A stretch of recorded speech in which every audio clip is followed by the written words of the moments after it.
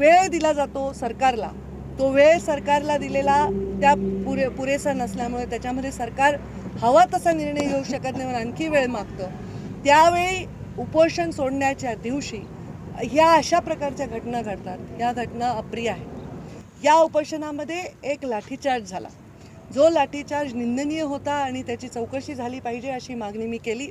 पण त्यावेळची परिस्थिती अशी नव्हती की आपण काहीतरी बोलावं आणि अजून एखादा उद्रेक होईल. तर मी इथे सुभाष राऊत यांच्या सनराईज या हॉटेलचा विध्वंस बघण्यासाठी आलेली आहे. मी विध्वंस असा शब्द याच्यासाठी वापरला की बीड शहरामध्ये मी आज अनेक ठिकाणी गेले.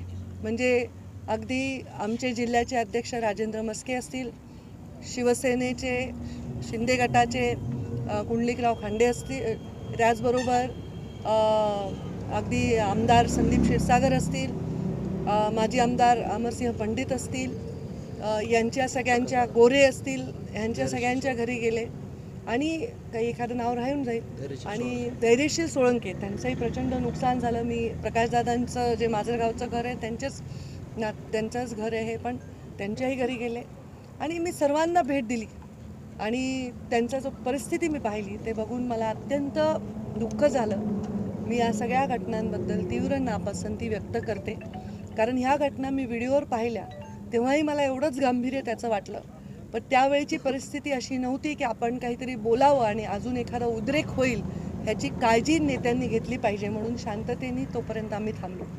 आणि यामध्ये मला थोडंसं विस्तृत बोलायचं आहे, कारण मी बघते 2009पासून हे सगळं 2009 ते 14मध्ये एवढ्या काही घटना घडलेल्या नाही.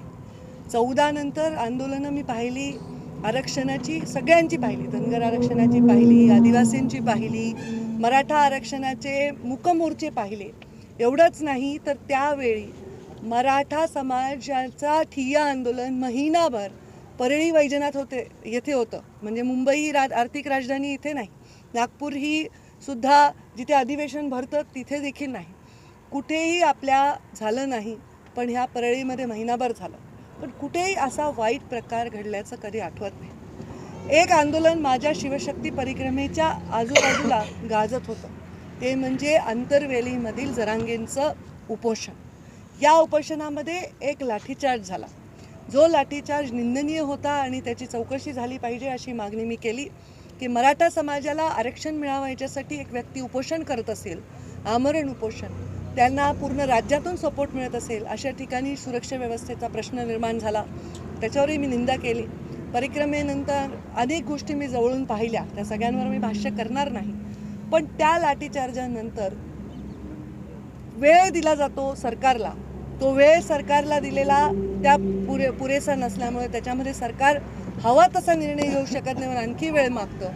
त्यावेळी उपोषण सोडण्याच्या दिवशी ह्या अशा प्रकारच्या घटना घडतात. ह्या घटना अप्रिय आहेत. मराठा समाजाच्या आरक्षणाला आमचा पाठिंबाच आहे, ते त्यांना मिळालंच पाहिजे. पण जे जन्मानीच मागास आहेत, इतर मागासवर्गीय आहेत, ज्यांची जीवनातली लढाई ही शून्यापासून सुरू होते, त्यांच्या आरक्षणाला धक्का न लावता ते मिळालं पाहिजे, याच्यावरही सर्व नेत्यांची स्पष्ट भूमिका आहे.